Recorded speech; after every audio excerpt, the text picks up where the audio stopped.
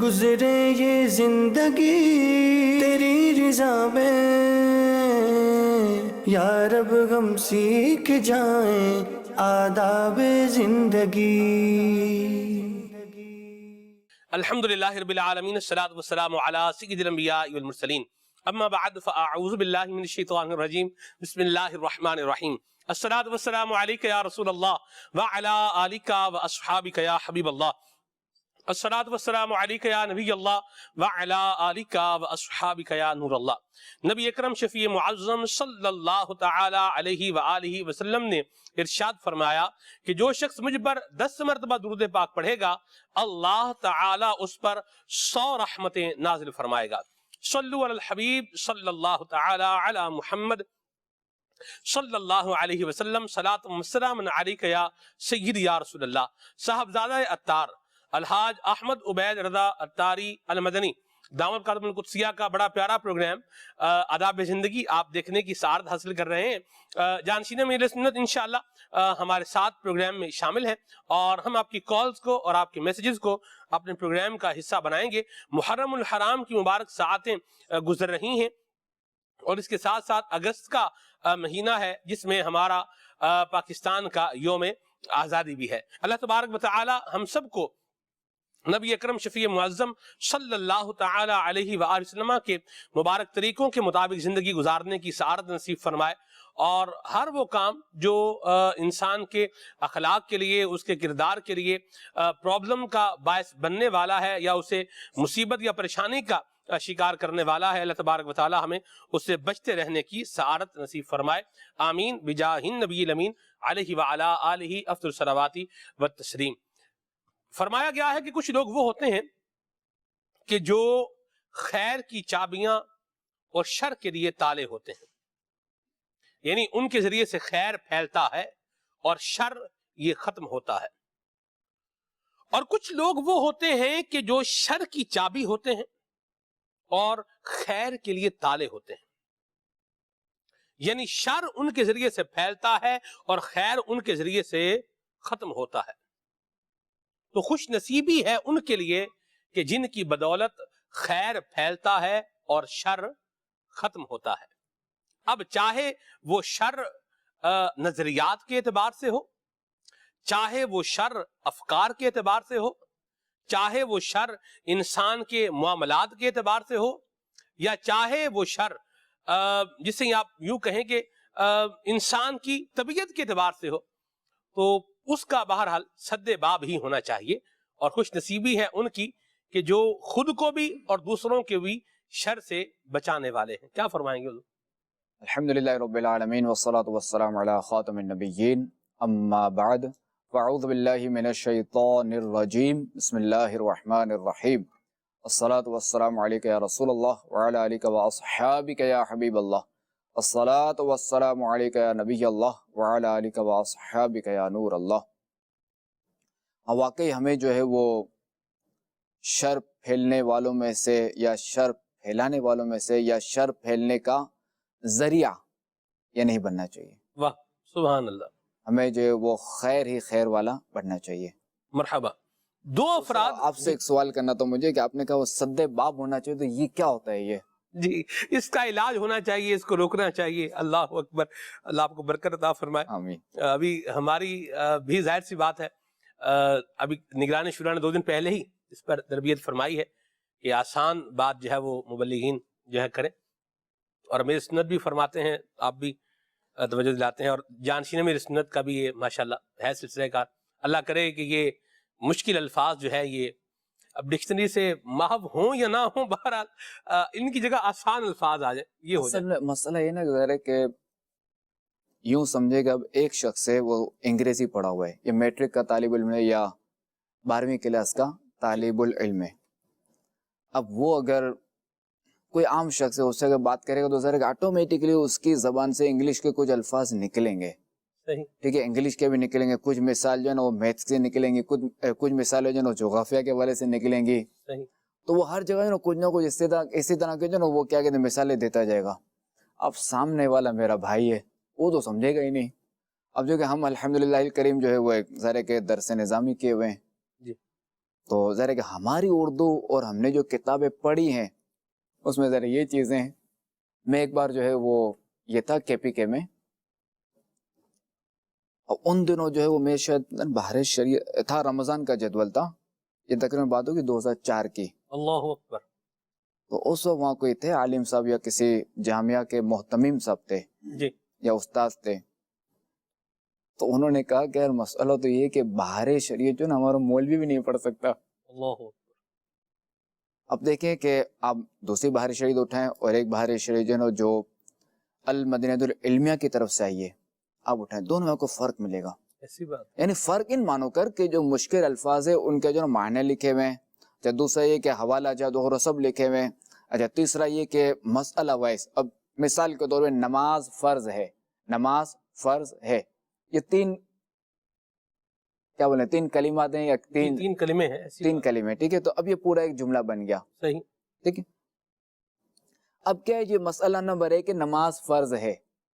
اب دوسرا مسئلہ آیا، اب پہلے جو باہر شریعت اٹھائیں گے نا، جو پہلے جو دیگر مکاتب کی جو چھپی ہوئی ہے اس میں آپ دیکھیں گے تو مسئلہ نمبر 1 نماز فرض ہے. اس کے ساتھ دوسرا مسئلہ ہے مثال کے طور پر کہ بھائی نماز کی اتنی شرائط ہیں، یہ اس کے ساتھ ہی لکھا ہوا ہے. اور حروف کے جو نا وہ کیا کہتے ہیں الفابیٹ کا سائز یہ بھی آپ کو بالکل چھوٹا ملے گا.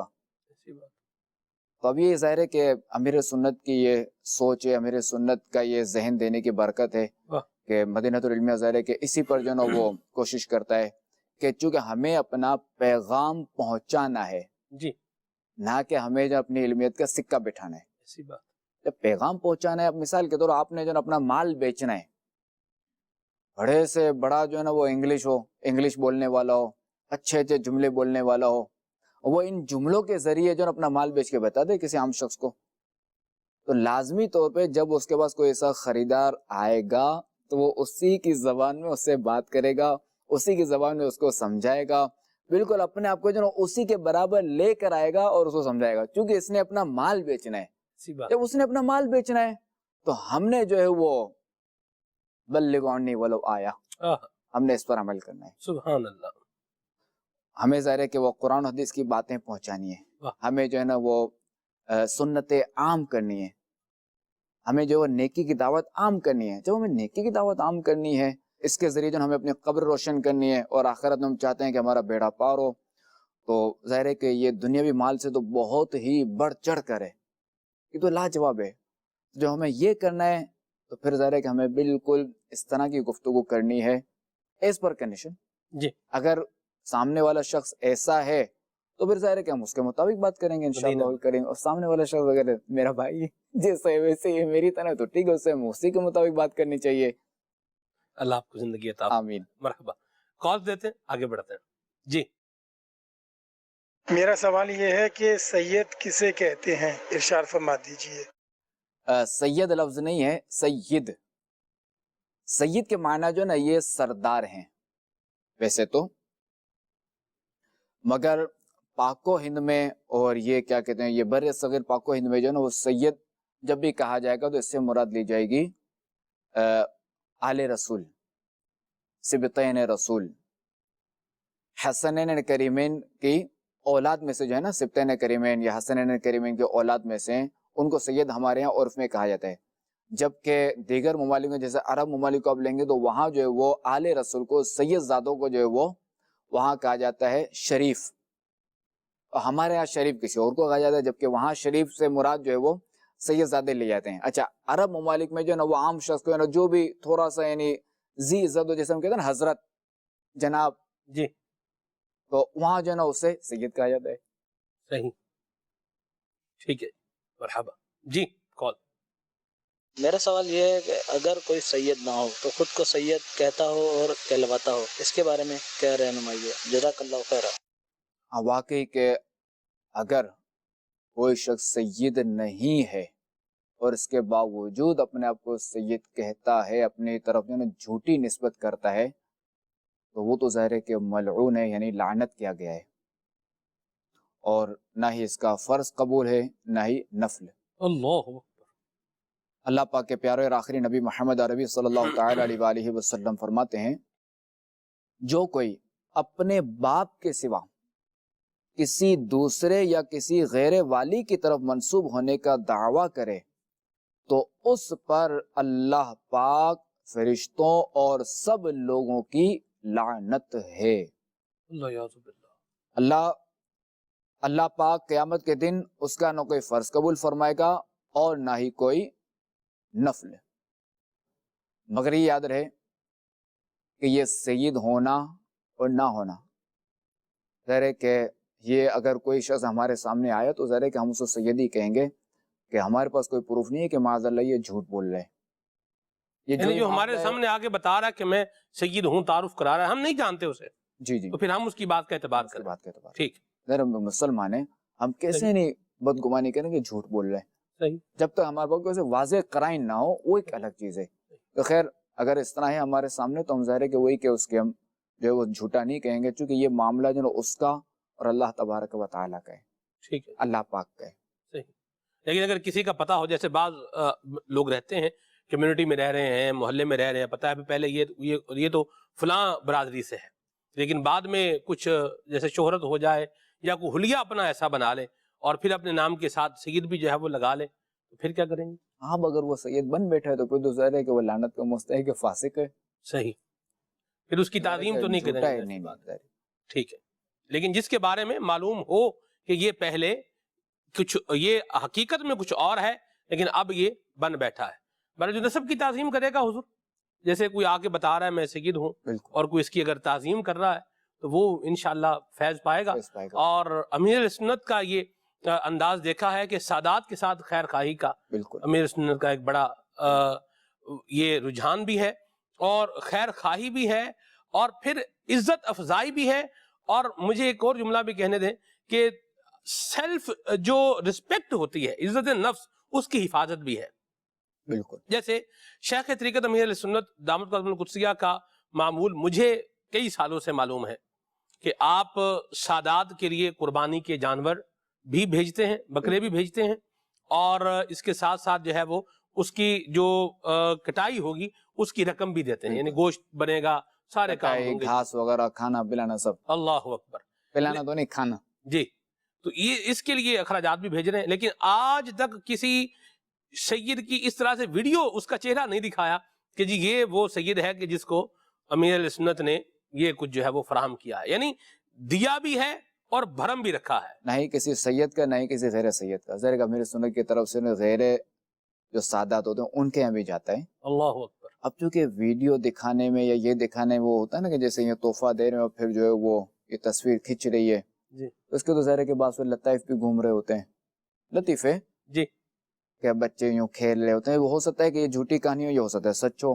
جی۔ البتہ ایسا نہ ہو یہ ممکن نہیں ہے کہ کسی کے گھر آپ نے تحفہ بھیجا عید والے دن اور سب کو پتا ہے محلے میں کہ یار ان کی تو ایسی ترکیب ہے نہیں، یہ تو بیچارے یتیم ہیں، ان کے پاس یہ کہاں سے کپڑے آ گئے۔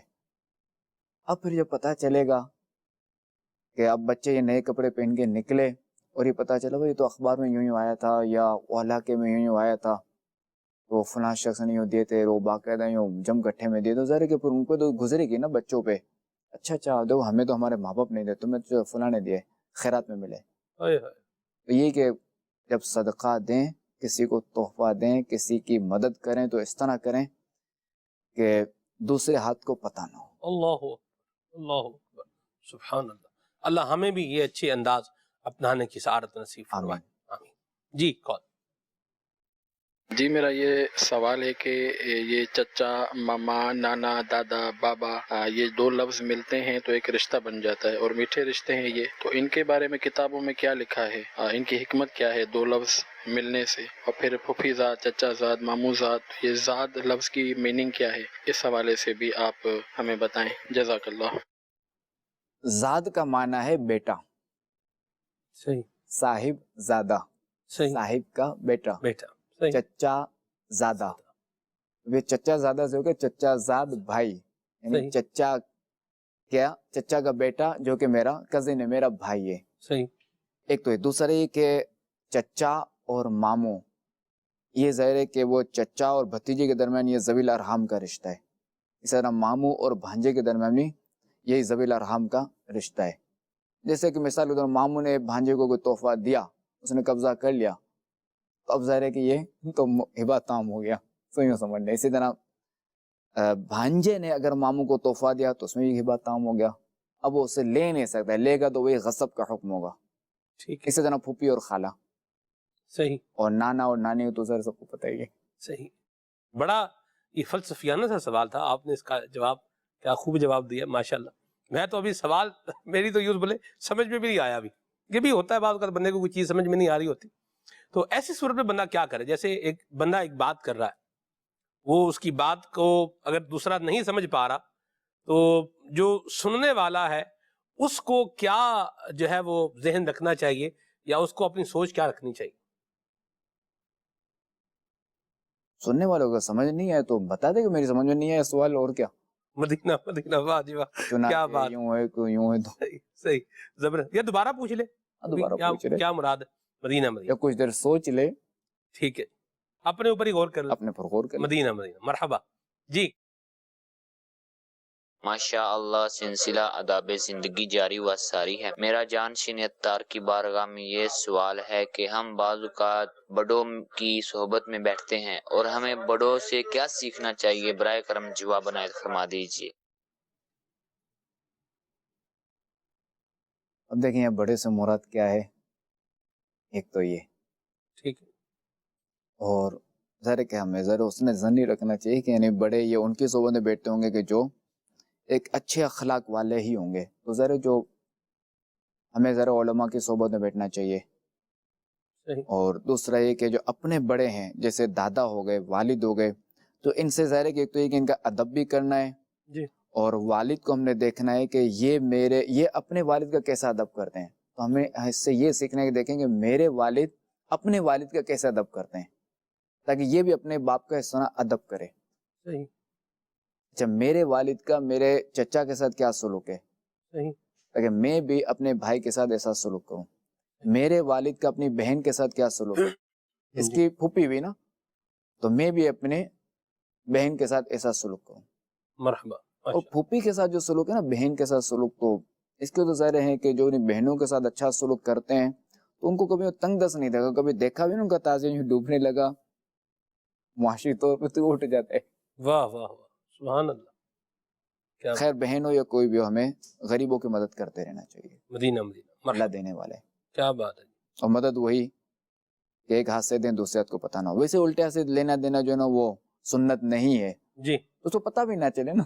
کیا بات ہے، مرحبا، ماشاءاللہ۔ اور اگر جیسے آپ فرما رہے ہیں کہ اپنے والد کا ہی انداز دیکھنا ہے اور اسی کو فالو کرنا ہے، اور وہی انداز ہی ایسا ہے کہ وہ ناگفتہ بے انداز ہے، لڑائیاں پالی ہوئی ہیں اور چھوٹی چھوٹی باتوں پر جھگڑے جو ہے وہ ہو رہے ہیں، یعنی ایک بات آپ دیکھیں، یہ اطلاع مجھ تک پہنچی یہ کہ جھگڑا ہو گیا آپس میں، کس بات پر جھگڑا ہو گیا؟ اس پر ہو گیا کسی نے کہ یوں سمجھے ڈرائی فروٹ کچھ تھوڑا تھوڑا، جیسے سردی کے موسم میں کچھ تھوڑے سے کاجو، تھوڑے سے بادام، تھوڑے سے اخروٹ اور تھوڑے سے پستے، یعنی وہ ایک پلیٹ میں رکھ کے کسی کے گھر پہ دیے۔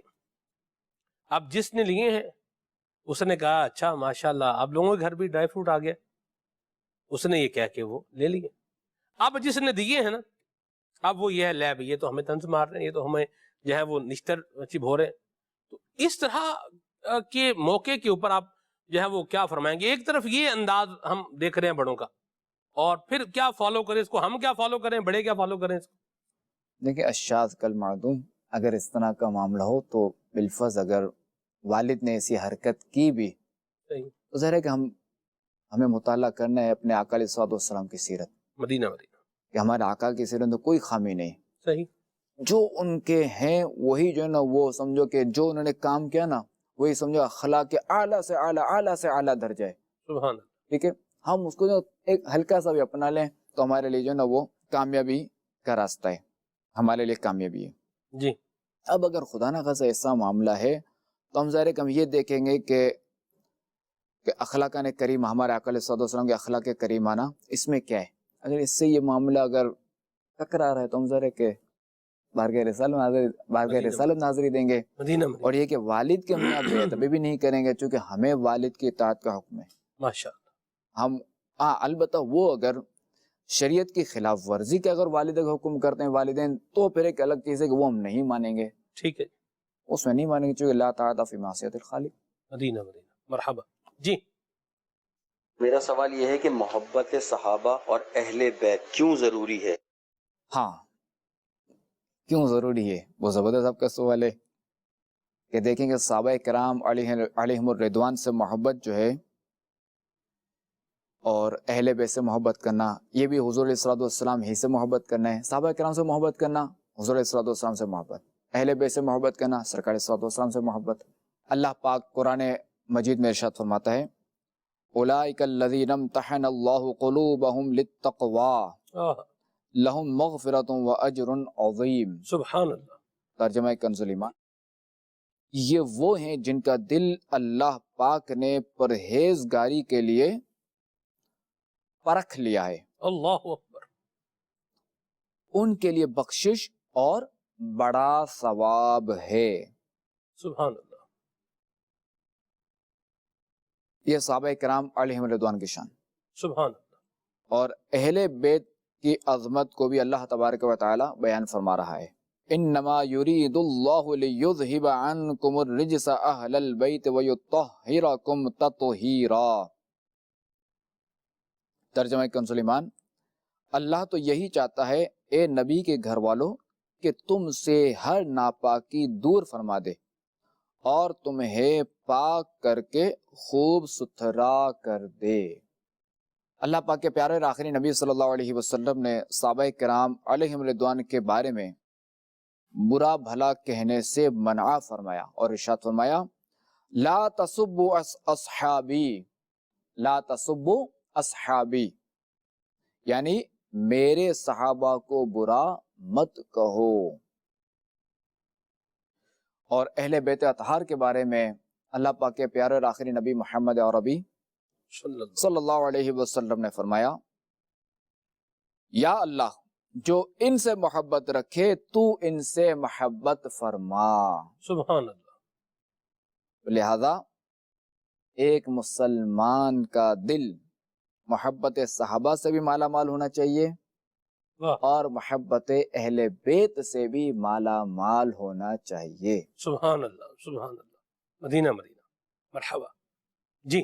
میرا سوال یہ ہے بعض مسلوں کارپیٹ پر پھول مرحبے یا مساجد وغیرہ کی تصویر بنی ہوتی ہے، ان مسلوں پر نماز پڑھنی چاہیے؟ ان مسلوں پر جن پر جو یہ محراب اور یہ تصاویر وغیرہ بنی ہوتی ہیں، یعنی جاندار کی تصویریں نہیں ہوتی، یعنی یہ بے جان کے جیسے درخت وغیرہ پھول بوٹیاں، تو ان مسلوں پر نماز پڑھنا جائز ہے، مگر بہتر یہ ہے کہ نہ پڑھے، جیسا کہ مفتی اعظم پاکستان مفتی وقار الدین رحمت اللہ علیہ فرماتے ہیں کہ نقش و نگار والی جا نمازوں پر نماز پڑھنا اچھا نہیں ہے کہ توجہ ان کی طرف رہے گی اور خشوع و خضوع میں فرق آئے گا۔ صحیح۔ اب جیسے بندہ جب قیام میں ہے تو اب مستحب یہ ہے کہ اس کی نظریں جو ہے وہ جہاں ہم سجدہ کرتے ہیں نا اس جگہ پر جمی رہیں، اس جگہ پر رہیں، صحیح، یہ خشوع ہے۔ صحیح۔ تو اب اگر ذرا پھول بوٹیاں اور یہ سب بنے ہوئے تو ذرا اسی توجہ سے بٹے گی اور یہ اس میں لگ جائے گا کہ یہ یوں ہے تو یہ کیا یوں ہے تو خوبصورت یہ مسئلہ ہے۔ شاخ اور یہ یوں نکلی ہوئی ہے، کیا خوبصورت ہے، تو اس میں الجھ جائے گا۔ صحیح۔ تو یہ ہے کہ نہ پڑھنا بہتر ہے، صحیح۔ اور بلا حائل سجدہ کرنا ویسے افضل ہے۔ آپ کا معمول کیا ہے؟ میری تو کوشش یہ ہے میں بلا حائل سجدہ کرتا ہوں الحمدللہ الکریم۔ اچھا، یعنی بالکل ڈائریکٹ زمین کے اوپر ڈائریکٹ آپ زمین۔ نماز پڑھتے ہیں؟ جی۔ مرحبا، سبحان اللہ، کیا بات ہے جی۔ گھر میں تو میں زمین پہ پڑھتا ہوں جی۔ البتہ کبھی سفر ہو تو وہاں پہ بھی اگر زمین کی سہولت ہوتی تو زمین پر کوشش کرتا ہوں، زمینی پر۔ صحیح جی۔ میرا سوال یہ ہے کہ سترہ کیسا ہونا چاہیے؟ نیز نمازی کے آگے سے گزرنے کے لیے کیا چادر کا سترہ کافی ہے؟ جواب ارشاد فرما دیجیے۔ سترہ جو ہے وہ 1 انگلی جتنا موٹا ہونا چاہیے اور 1 ہاتھ جتنا لمبا، یہ اس کا جو ہے نا وہ کم از کم اس کا درجہ، یعنی کم سے کم 1 انگلی موٹا ہو اور زیادہ اور 1 ہاتھ لمبا ہو، یہ کم سے کم ہے۔ اب اگر 1 انگلی سے موٹا ہی اس کی کم ہے تب بھی سترہ نہیں ہوگا، اور دوسرے کہ 1 ہاتھ سے اگر چھوٹا ہے تب بھی سترہ نہیں ہوگا، اور لہٰذا چادر تو چادر کا سترا نہیں ہو سکتا کہ وہ بعض لوگ اس طرح دیکھا گیا، بعض لوگوں کو کس طرح جو نہیں ہو نماز کے آگے سے گزرنے کے لیے چادر چھوڑ دیتے ہیں اور چادر گر جاتی ہے، تو یہ سترا نہیں ہوگا چونکہ چادر ٹھہر ہی نہیں سکتی، ایسی بات کہ اس میں دی سکت ہی نہیں ہے کہ کچھ دیر وہ رک سکے۔ یہ دو طرح کے لوگ دیکھیں، ایک وہ ہیں کہ جو نمازیوں کے آگے سے جو ہے وہ گزرنے میں تاخیر نہیں کرتے، یعنی جوں ہی سلام پھرا ان کو صف میں سے اٹھنا ہے، ایک تو یہ طبقہ ہے۔ اور دوسرا وہ بھی ہے کہ جیسے کوئی موقع ہے، جیسے جمعہ المبارک ہے، تو مساجد ظاہر سی بات ہے چندے کا نظام ہوتا ہے، ڈونیشن کلیکشن ہوتی ہے، فنڈ اکٹھا ہوتا ہے، تو اس میں بھی جیسے ہی سلام پھرا ہے یہ کھڑے ہو جائیں گے اپنا نماز پڑھنے کے لیے۔ دونوں صورتوں میں کیا فرمائیں گے؟ اب دیکھیں کہ اگر کوئی ایسی مجبوری ہے، اٹھنا ضروری ہے، تو سلام پھیرنے کے بعد جو نا پہلے دیکھ لیا جائے کہ ایسا تو نہیں کہ کوئی مسبوق ہو کہ جس کی جو نا ایک یا کچھ چند رکعتیں جو وہ رہ گئی ہوں۔ ٹھیک۔ اب اگر کوئی مسبوق نہیں ہے، یعنی کوئی ایسا شخص نہیں کہ جو اپنی نماز پڑھ رہا ہے، اب جو نا وہ یہ دیکھتے ہوئے نکل جائے، نکلنا ہے تو، ورنہ تو یہ کہ ظاہر ہے کہ وہ یہ دعا کر کے ہی اٹھے۔ صحیح۔ ایک تو یہ بالفرض اب اگر کوئی نماز پڑھ رہا ہے تو پھر یہ اسی حساب سے پھر ترکیب کر لے کہ اب کہاں سے نکلنا ہے۔ ایک تو یہ، دوسرا یہ کہ جن لوگوں نے جو نا وہ چندہ جمع کرنا ہے تو ان کو چاہیے کہ وہ ایسی جگہ نماز کے لیے کھڑے ہوں، سنت ایسی جگہ پڑھیں۔ بالفرض اگر ظاہر ہے کہ اب ایسی ہی مجبوری ہے ورنہ ان کے لیے سنت تو یہ نہیں کہ دعا میں شریک ہوں، اللہم انت السلام، یہ جو پوری دعا ہے یہ اس پہ جو نا وہ سنت کے مطابق عمل کرا۔ بالفرض ان کے لیے کوئی ایسی مجبوری ہے یا کسی نے یا کسی مجبوری کسی کی بھی کہ اب اس نے جو نا ابھی فوری نماز ادا کرنی ہے، کوئی سا وضو کا مسئلہ ہے یا کوئی سا شرعی عذر ہے، تو اب سفر پہ جانا ہے، سفر پہ جانا ہے یا گھر میں کوئی مسئلہ ہے، کوئی ایمرجنسی ہے، ٹھیک، تو اب جو ہے وہ سائڈ پر سنت ادا کرے، ٹھیک، تاکہ ہم جو ہے نا وہ سبب نہ بنے، رکاوٹ نہ بنے۔ مرحبا، ماشاءاللہ، بڑی پیاری بات ہوئی۔ دوسری بات، جیسے گھر پہ اس ٹائم بہنیں نماز پڑھتی ہیں تو اس میں بچے جو ہیں وہ آگے سے بعض اوقات گزر جاتے ہیں۔ بعض اوقات تو یہ ہے کہ بچے مصلی پر آ جاتے ہیں اور بعض اوقات کیا ہے کہ وہ آگے سے گزرتے ہیں۔ تو بچے مصلی پر آ جائیں تو بھی بتائیں کہ نماز میں کوئی فرق آئے گا یا نہیں آئے گا، اور اگر آگے سے گزر جائیں تو؟ دیکھیں اصل میں یہ ہے نا، کتابوں میں یہ لکھا ہوتا ہے اور سنا یہ ہوتا ہے کہ آگے سے گزرنے سے نماز یعنی نماز نہیں توڑو کسی کی۔ جی۔ تو اب بعض کیا سمجھتے ہیں کہ کوئی بندہ اگر آگے سے گزرا تو اسی نماز ٹوٹ گئی، ٹھیک، تو ایسا نہیں ہے، گزرنے والا گناہ گار ہے۔ ٹھیک، ایک تو یہ، اور بچہ چونکہ نابالغ ہے تو اس کا تو گناہ ہی نہیں۔ اب بالفرض یہ اگر گزر بھی گیا تو بندہ اپنی نماز جاری رکھے، بندہ یا بندی اپنی نماز جاری رکھے۔ صحیح۔ اور مصلی پہ اگر بیٹھ بھی گیا تو ذرا اس کو ہٹا کے سجدہ کر لیں۔ ٹھیک ہے، مرحبا۔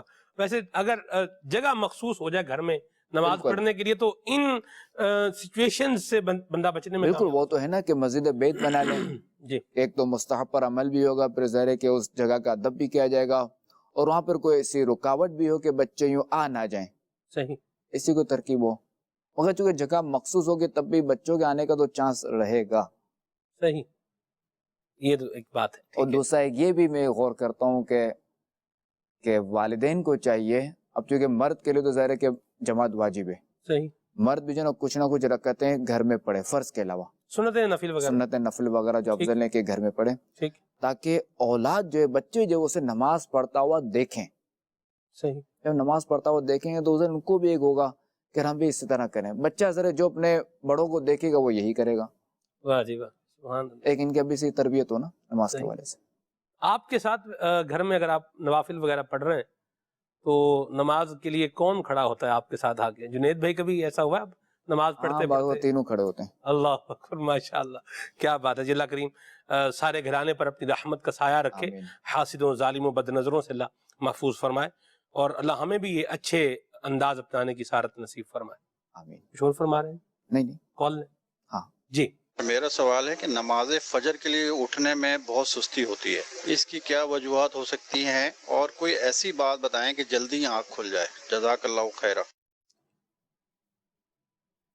دیکھیں اس میں ایک تو یہ ہے کہ اپنے کھانے پر توجہ دیں، یعنی اس پہ غور کریں، توجہ سے مراد یہ اس سے غور کریں کہ کتنا کھا رہے ہیں۔ بعض کہ بندہ پیٹ بھر کے کھاتا ہے نا اور وہ بھی لیٹ نائٹ کھاتا ہے, اور وہ بھی رات دیر کھائے گا, لیٹ نائٹ کھائے گا, تو پھر اس کا اثر تو آئے گا کہ پڑا رہے گا, صحیح, پڑا ہی رہوں نہ بستر چھوٹے ہمارا, یہ سلسلہ رہے گا. اور دوسرا یہ دیر سے سونے سے بھی تو وہی مسئلہ تو رہے گا. ٹھیک ہے. اب یہ ہے کہ عشاء ادا کر کے فضول کاموں میں پڑھنے کے بجائے, ادھر ادھر گھومنے پھرنے کے بجائے, جانے کے بجائے گھر پہ سو جائے, کہ رات کی نیند صحت کے لیے ویسے ہی اچھی ہے. جب بھی اچھی طریقے سے سوئے گا تو پھر از خود جو ہے نا آٹومیٹکلی جو ہے وہ فجر کے لیے اٹھ جائے گا. صدر الشریعہ بدر الطریقہ مفتی امجد علی اعظمی علیہ رحمۃ اللہ القوی بحر شریعت میں جو فرماتے ہیں کہ ایک تو یہ آپ نے لکھا ہے بحر شریعت میں کہ عشاء کے بعد جو ہے نا یہ چوراہوں پہ بیٹھنا اور یہ سب کرنا یہ مکروہ ہے, تنزیہ ہے, مکروہ تنزیہ. ٹھیک. اور دوسرا یہ کہ اب اگر آدھی رات گزر گئی, اب یعنی فجر کا وقت یعنی کم ہے, اب داخل ہونے میں قریب ہے نا, آدھی رات گزر گئی, اب یہ گمان ہے کہ نہ تو اسے کو اٹھانے والا ہے, نہ یہ اس کو گمان ہے کہ اب کوئی یعنی اٹھ نہیں سکے گا, صحیح, تو اب اس کا سونا ہی جائز نہیں ہے. ٹھیک ہے. اب یہ جاگے اور نماز ادا کرے, صحیح, پھر سوئے. صحیح. جیسا کہ فرماتے ہیں مفتی امجد علی اعظمی رحمۃ اللہ تعالی علیہ بحر شریف میں کہ دخول وقت کے بعد سو گیا پھر وقت نکل گیا تو قطعاً گناہگار ہوا, جبکہ جاگنے پر صحیح اعتماد یا جگانے والا موجود نہ ہو, بلکہ فجر میں دخول وقت سے پہلے بھی سونے کی اجازت نہیں ہو سکتی. صحیح.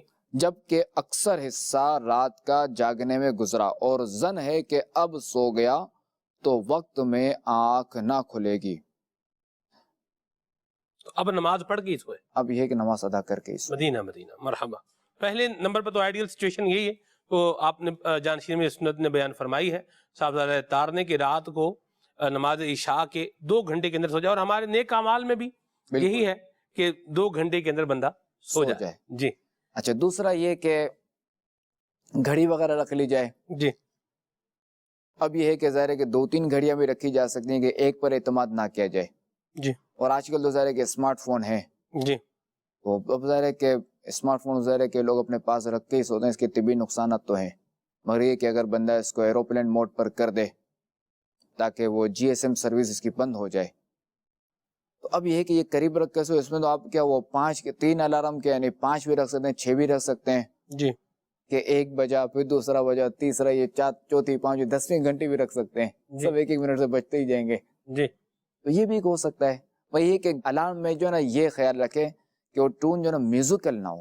صحیح, درست فرمایا آپ نے. اور دوسری بھی ایک سادی بیل کی ٹون بھی ہوتی ہے, اور وہ جگانے میں شاید زیادہ مددگار ہوتی ہے. بالکل. بعض وقت بجتی ہے, بندے کو ہلاتی ہے, بالکل, تبھی اٹھے گا.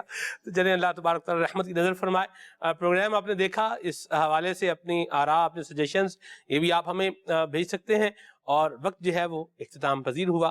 مدنی چینل دیکھتے رہیے. اگلے بدھ کو پھر انشاءاللہ صاحبزادہ تار کے ساتھ پروگرام آداب زندگی دیکھنے کی سعادت پائیں گے. صلو علی الحبیب صلی اللہ تعالی علی محمد.